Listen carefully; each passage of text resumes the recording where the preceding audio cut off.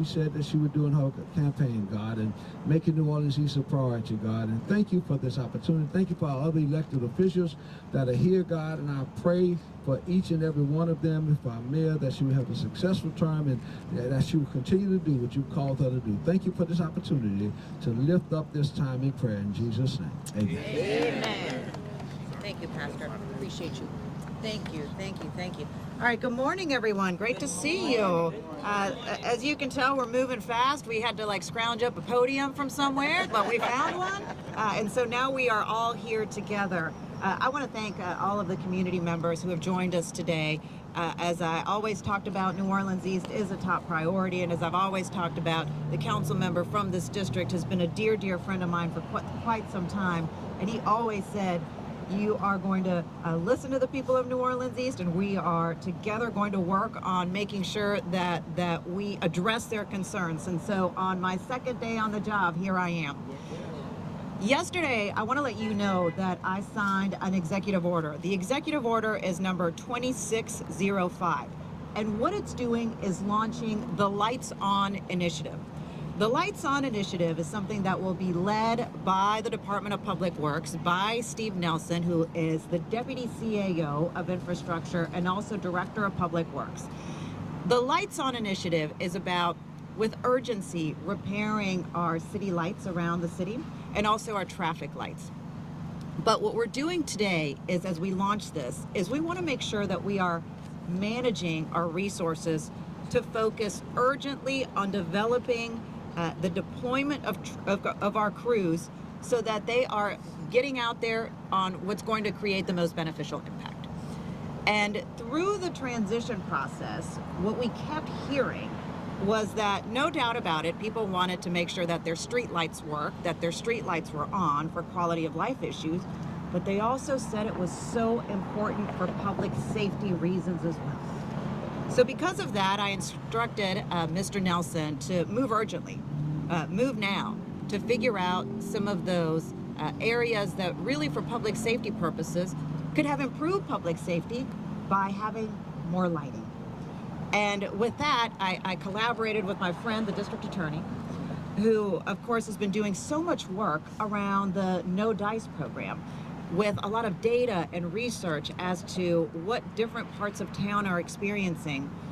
And that's what brought us to this particular area. You see across the street, we have an apartment complex that many of us are familiar with. I've been out there many, many times during my time on the city council. I know the media has been out there. My partners who you see behind me have been out there for quite some time.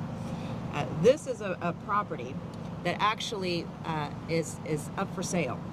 And we are looking for a new and responsible owner. And as we try to find this new and responsible owner to buy this property, we want whoever may be interested to see that the city of New Orleans is invested in ensuring that this area is safe as well.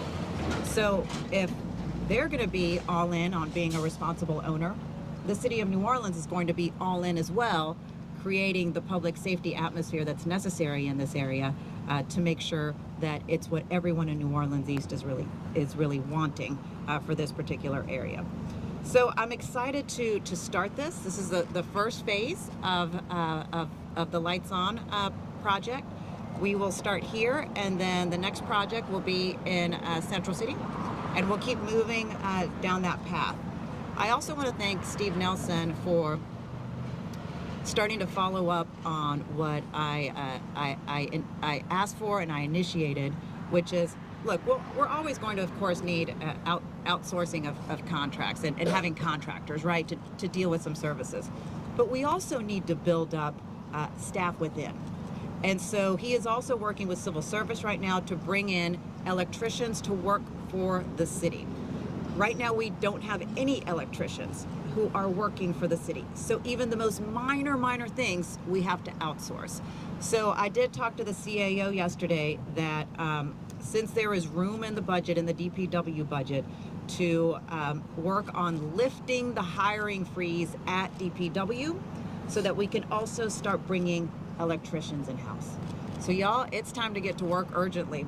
That's just what this administration is going to be about, and it starts with Lights On. So to tell you more about this initiative and give you the very specific details, I do want to bring up Steve Nelson, and then after that I will bring in my Deputy Mayor of Public Safety, Chief Harrison, and then on to the District Attorney, and then the Chief of Police, and we will wrap it up with Councilmember Jason Hughes.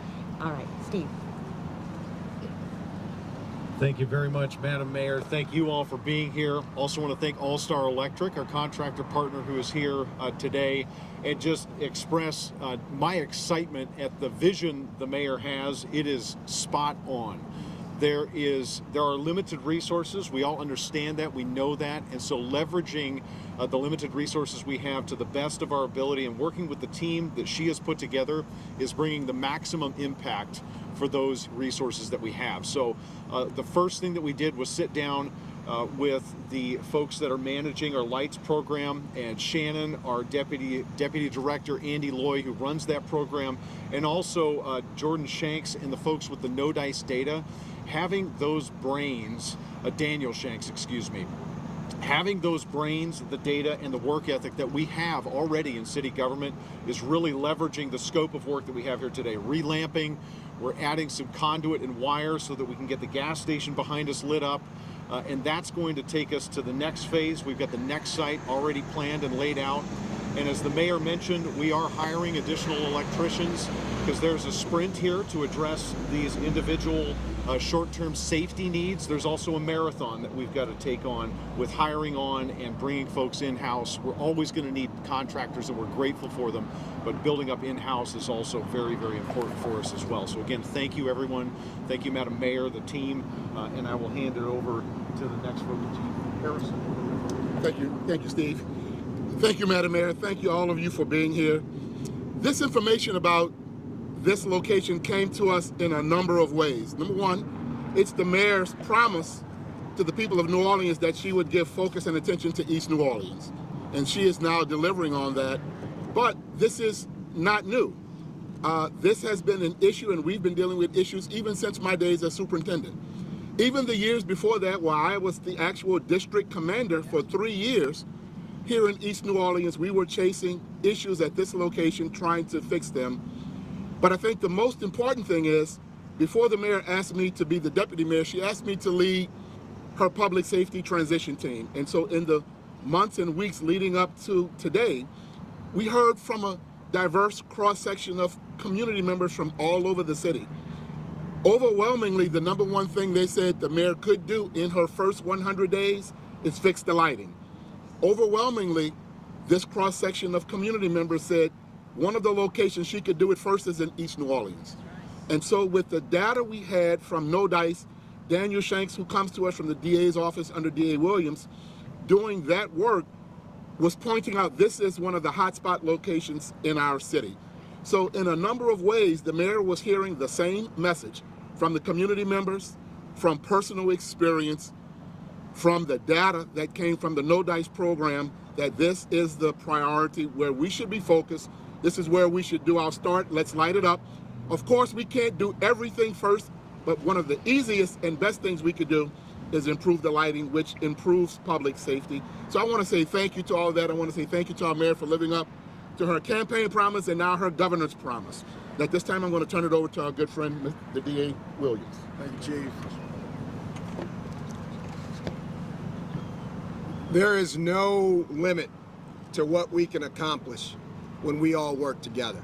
I'm not just talking about elected officials. I'm not just talking about appointed officials. I'm talking about faith leaders, community leaders. This is a new moment. This is a new day in this city, and it will be a new day from New Orleans East. Don't lose the moment that on the first full day of this mayor and of this councilman, they are here in New Orleans East working on one of our long-standing problems. This is not low-hanging fruit. This is running to the tough stuff. That's right. This is running to the district that has the most potential, the most geography than any other district landmass in the city of New Orleans. We're standing across the way from a place that unfortunately has come to represent a microcosm of the challenges that many of our neighborhoods suffer with and have been forced to live with. This complex has been cited over and over again with serious and repeated substandard housing conditions. And you saw Jason Hughes there fighting it when he was in the legislature, and you saw Mayor Moreno over there fighting it when she was on the city council. And it was not just about lights on in terms of street lights, it's these media lights. There were hot media lights on what was going on over there, raising those concerns. Everybody has to be all in. The media's been all in. We've got community members that have been all in. Now, city officials are working together to fight our toughest problems. When lights are broken, when infrastructure is neglected, and accountability is absent, it makes it easier for crime and criminals to take root. We're shining a light on that today. Time to get the lights on here and throughout the whole city. Light means visibility. Light means accountability. Light means that no part of the city feels forgotten or is forgotten. We don't want any of our neighbors left in the dark. So I am very thankful to have a mayor that has put together a team of other leaders that are working on day one big problems. This is not talking. These are action items with other action items. Nobody's gonna come invest and put money in a place when there's not street lights, when there's not foot traffic, when there's not vibrant public life in a space. And the work that Daniel Shanks has done for me and now will do for the mayor will use data to inform where we need to go, where we need to be. When we start talking about Apple stores and Crate and Barrels and IKEA stores, we can tell them the steps that we have taken so they can see the city of New Orleans, the community members have skin in this game to drive economic development, because when light comes in, when economic development comes in, crime goes away, right? So we have fewer calls for service for the NOPD so they can deal with big problems throughout the city. And that our children can do what I did when I was a little boy in New Orleans, was ride my bike all over it. And we want to get back to that, and we will get back to that. Let me bring up one of my biggest partners, Ann Kirkpatrick. Thank you. Happy New Year to everybody. And I'm so excited to be here today and on a team that is the elite team, and thank you for putting me on the team, Madam Mayor. Y'all, I want y'all to know who is the chief of this area, and that is the captain of the 7th District, Captain Stamp right here. He's your chief. And when I came to New Orleans a couple of years ago, and I'm not kidding, I was riding around going, boy, it sure is dark. Where are those street lights? And I will say that it is true that the mayor is going to be brilliant in the basics. And if you're just brilliant in the basics, you will always win. And you know, this is my church family over here, and my pastor was the one who began our time together. And Pastor, I actually listened to you. And you said, and you know something, there's truth in the fact that where there's darkness, evil lurks. And so we are actually all connected. We have to be a team. I can't fix your lights, but I sure can be on the team to say, hey, Director Nelson, we need some lights out here. But it all starts with our mayor and my boss, my immediate boss, Deputy Mayor, who used to be the Popo Chief. So nice to have him be on my team and for me to get to work with someone like that. But y'all, this is just the beginning. And you're gonna see a difference. And to my friends who live in this community, I know and we know how many good people live here. Yes. And we're gonna be here to take care of you and to be your partner. So with that, I'm gonna turn it over to our new councilman. So glad to get to work with you. Here you go. Thank you. Good morning, everyone. Good morning. It is a new day in District E, and I am so excited. Let me acknowledge my friend, my longtime partner, this extraordinary mayor, Helena Moreno. When I was elected on November 15th, I thought I was going to take a few days off. She had me at City Hall on November 17th, and she has literally been walking the talk. She made a commitment to New Orleans East and the Lower 9th Ward, had a dedicated committee on her transition team to New Orleans East and the Lower 9th Wards. And now today she is hitting the ground running, fulfilling the promises that she has made. I'm so excited to have partners behind me, our extraordinary district attorney at this table, Chief Harrison at this table, Chief Kirkpatrick at this table, my pastor Fred Luter Jr., and all of our faith-based leaders at the table. And of course, let me acknowledge the extraordinary work of the 7th District under the leadership of Captain Stamp and all of the women and men who worked so hard. So ladies and gentlemen, as I've said, a man of few words, not a lot of talk, but what you're gonna see is action. And everything you will see over the next 4 years will be citizen driven. And then it's up to us to execute as partners. So ladies and gentlemen, so excited. God bless you all. Thank you, Madam Mayor. Thank you, Jason. As I've constantly said, and you all know this very well, we in the city of New Orleans certainly have our financial challenges, no doubt about it, that we can work through. But one thing that I know that we can do is work with urgency, increase coordination and collaboration, better management, and those things I want to demonstrate today. That's where you're going to see the big change. That's where you're going to see the big change, and that's where we can make the biggest difference, and where people throughout the city will see this whole new level of urgency. And I said this yesterday, look, definitely not a perfect person, no doubt about it. I am not a perfect person. We're not going to be perfect, but what I do expect from everyone on my team is excellence. To work urgently, and I expect excellence. You know why? Because we all work for you. We all work for you. And that's what you deserve. That's what you deserve. New Orleans East, you've been ignored for way too long. Yes. Not anymore. Not anymore. Not anymore. All right, with that, I'm happy to take any questions, and if I can't answer, I'll have my team answer. Let's start with DSU. Okay, go ahead. Madam Mayor, congratulations. Thank you. Either question for you or DPW. You said you need to hire electricians. When was the last time that the city had one?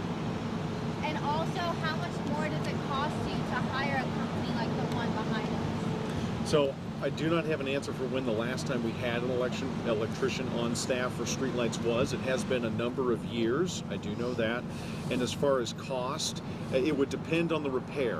So what we're going to focus on is basic maintenance, doing that in-house. And again, we'll always have a need for contractors. That's not going to go away. But for things like changing fuses and bulbs, it'll be far more cost-effective for us to do that in-house and quicker than it will be with outside sources. Axios. Hi, Carly with Axios. Hi, how many lights have you identified to fix, and can you talk more about the type of lights? Are you repairing them? Are you replacing them? Yeah, so how are you handling the copper issue? Oh, yes. Yes, thank you for bringing that up very much. So right now there are about 3,000 open work orders in the 311 database, and I do want to take this moment to ask our customers to call 311. Call these things in. We are taking account of it. We're mapping it, and that helps us to be able to prioritize. The repairs range from light bulbs that are out, fuses that are broken. There is a lot of copper theft. I saw a story this morning with a neighbor of ours. We're going to be moving to aluminum conductors. We're going to be moving to parts, pieces, and equipment that is not productive for folks to steal. We want to take that incentive away. All right. Let me just add to that. As you can recall, when I was on the council, I would bring up the issue of copper thefts. And at that time, there was really no plan to either go to solar, go to aluminum, so that the theft issue was no longer a problem. Because every time that they ripped the copper out, it would take months and months and months to repair those lights. And so really, just a few days ago, I was like, Steve, can we just go to aluminum? He's like, of course, we can go to aluminum. So it's just, once again, like, let's just get things done. Let's stop doing things the same, because we weren't getting any different results. And so let's start doing things differently. I also saw that apparently a parish near to us is also switching to aluminum. And so let's just start getting these things done. It makes sense, and let's just go. All right. Over here. Yeah, go ahead, Blake. Mayor, I believe on the campaign trail you mentioned asking state police to manage the interstate to free up NOPD resources for other crime-fighting measures. It's well before the campaign. I mean, for many years, I've been saying that state police needs to be on our interstates. They're part of, obviously, interstate work across the state. In New Orleans, it's a very long story as to why they're not. I actually asked the governor my first term to please put them on the interstates. I asked again to this current governor. I requested the same.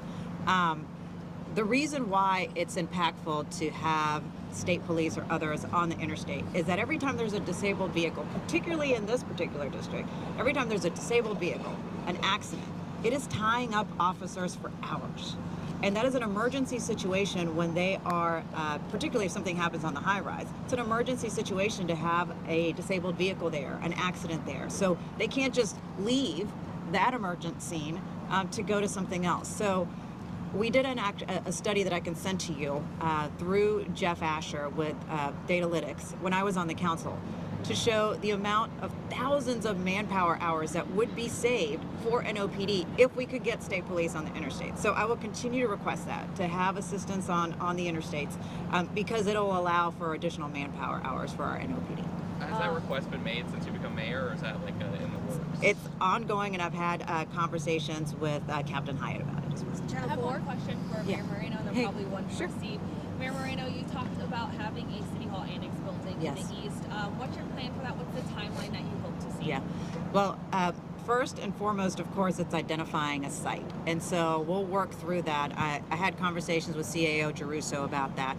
So first, it's identifying the site and then going beyond that. A specific timeline that I have, obviously, I would like to identify a site as soon as possible, and then from that point on, be able to work through a plan on how to get it done. And then one for Steve. If you can just talk about the radius in which these lights are going up, how many, kind of a little bit more specifics.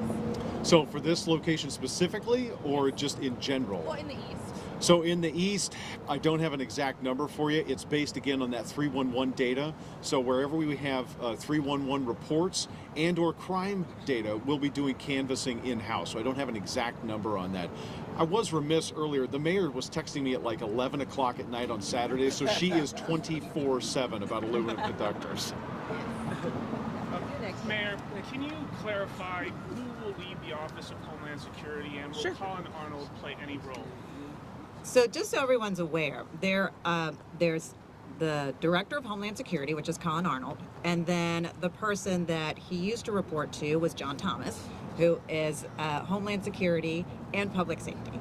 And so that is the role that Deputy Mayor Harrison is taking on. So Colin Arnold, you know what, you can speak to that if you'd like to. Thank you, Mayor. So the position of Director of Public Safety was elevated to Deputy Mayor of Public Safety. And Colin Arnold is still a member of the Homeland Security apparatus. And there will be a director appointed to be the Director of New Orleans Homeland Security and Emergency Preparedness. Obviously, you have your assessment coming up where you're going to break down over the 120 days, but I wonder what your vision is for Homeland Security at the end of that process. I think we're looking at what is the city's readiness, what is the city's preparedness and readiness for both man-made and natural disasters. How can we prevent all the things that we can prevent, and then what is our city's readiness to be able to respond to anything that happens, whether it's man-made or natural? What are the public safety agencies, what are their agency readiness to be able to respond to anything that happens? And of course, what are we proactively doing to prevent the things that we can prevent? And in the short term for the Mardi Gras parades, do you have a timeline as to when you'll establish a plan for the barriers? Is the serpentine system coming back?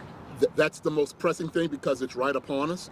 And so the superintendent, me, others on the public safety apparatus, all of us are meeting regularly, and probably this week, to lock down what we need to be doing for Mardi Gras. Even more specifically, the Martin Luther King Day parade is even before that. So these things are happening in real time. Planning, preparation, decisions. What are we asking ourselves? What do we have? What do we need? Who do we have, and who do we need? Any questions about lighting? Do you have a question, ma'am? Thank you. Madam Mayor, as you know, I've worked very vigorously in Joe Brown Park. Are there plans for increased lighting in the park? There are several activities that we have during the year, and when it's dark, there's very little lighting. For example, at our festival, that ends at 6, 7 o'clock. And it's takedown time for the stages and the tents, and very often we've been in the dark with temporary lighting to do those things. So, Tangi, we're going to be reviewing lighting throughout the city, and obviously I've heard your concerns about Joe Brown for quite some time about the lighting there. And so let's get together, assess the situation, and figure out what we can do. Let me take questions from the media, and then I'm happy to have community conversations. Would love to have you come by the office. Okay. Mayor, the fencing is down at the old Hard Rock site. Any update for that area? Well, we're lighting here. Yeah. Let me get the lighting questions real quick. Anybody else on lighting? I have a Willis question. Yeah, what's up? Could you talk about what your administration, like what role your administration, besides like obviously the infrastructure improvements, like the role your administration will play in finding a buyer, helping find a buyer for the property? So the latest is, as you all probably know, that the bank took the property, and the bank hired a manager to manage the property. And since this new management company came in, I have heard from residents that things have improved. Residents in the Willows and residents around the Willows. And so now, from what I understand, the plan is to potentially put this property up for auction soon. And so, as you know, people are determining whether they have interest in this property, we thought it was very important to show to these potential buyers that the city of New Orleans has interest in this area, and that we will be investing in this area to ensure that it is a safe area. And so that's really the latest with where we are with the Willows. All right, your question, since nobody else has lighting questions, so your questions, I'll get you information on what's happening with that particular site.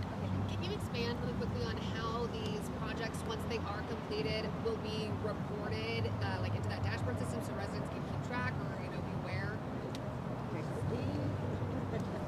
Yeah, so communication and data is absolutely critical. I mean, that's one of the key themes today. So one of the things I'm going to be working on with our communications team is average timelines to completion for not just lights, but potholes and street repairs as well. And we'll be augmenting the existing dashboards that we have on the DPW website to start reporting just that sort of information. Lighting? Was it 3,000 across the city of New Orleans or just the east? That's all across New Orleans, yep. Mayor, the city has published job openings for the Office of Climate and Resiliency.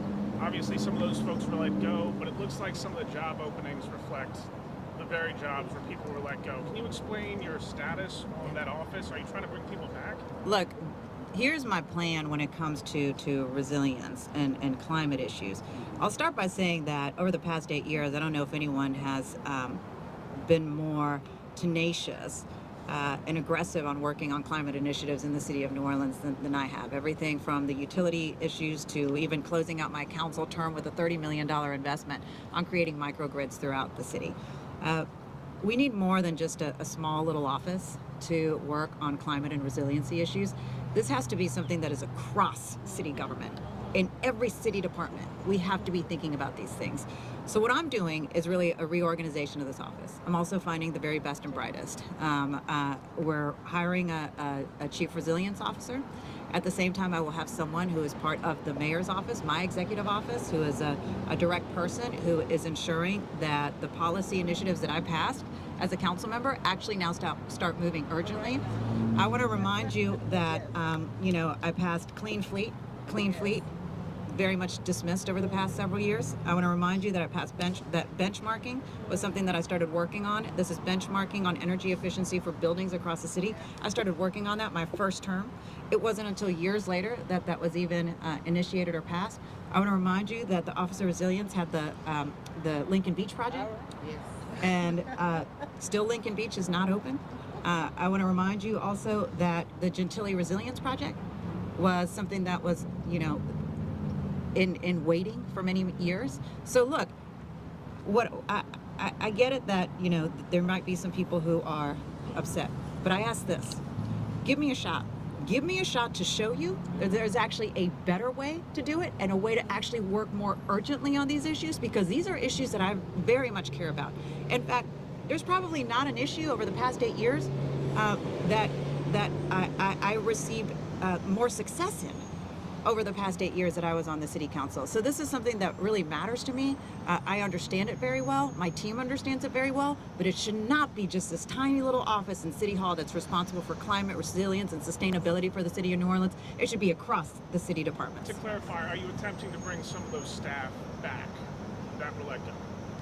Like the people who were working there? The ones that were let go and then their jobs are now open again. Do you want them to come back, or are you looking for new personnel? I am reorganizing that office. Okay, that Real quick, let me just add, let me have something else on the Homeland Security piece, because this is important. One of the big issues that we had on the Homeland Security piece, particularly when it comes to big events, is kind of a lack of coordination. Who's in charge of what? And I believe that for too long, too much was put on the NOPD. Too much was put on Chief Kirkpatrick to be putting out barriers and things like that, and having NOPD officers spend hours at a time doing something that city departments should be doing. And so that is why it's so important to have this Deputy Mayor of Public Safety, so that there can be that real coordination between the chief, between the Deputy Mayor of Public Safety on what is the chief's role, where does she need to have her people, her men and women deployed across the city, and where does she need the city assets so that my deputy mayor can ensure that city departments are getting the city assets where they need to go, not for it all to be put on our NOPD. That's the level of coordination and collaboration that has been missing, and that's something that I believe will create a much bigger benefit for the people of this city, and create a better way to bring everybody together and understand everyone's roles for when we have these big events in our city. All right, so if no one has any more lighting Thank y'all. presents, we're going to wrap it up. Thank y'all so much. We really appreciate, especially since it was so last minute. But like I said, we're moving fast. And if you have any questions, please reach out to us. We'll get to other questions for whatever. All right? Thank you very much for coming. So, Thank you. Great job. Great job. Yes, yes. For now.